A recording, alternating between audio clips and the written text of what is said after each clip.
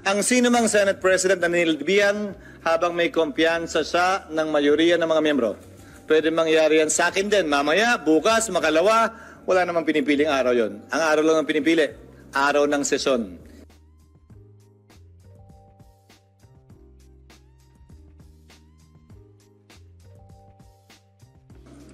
Huwag na nating ungkatin. Kung gusto mong ungkatin yung mga masasakit na mga nakaraan, manood ka na lang ng teleserye.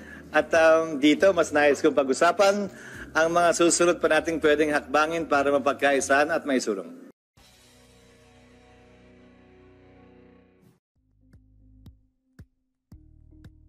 Thank you for watching Politico TV. Please like and subscribe to our channel for more videos.